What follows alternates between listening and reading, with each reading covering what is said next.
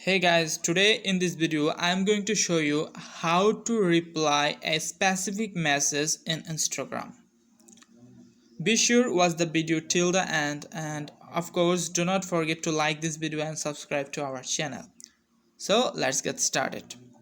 First, go to your Instagram account and click on message icon in the upper right hand corner and select any conversation. Just I'm select first ones. Okay, if you want to send a message, type on it and send a message. It's very simple if everyone is known. But if you want to send a specific message, just click on the message and click on reply, and you can type any message if you want to send.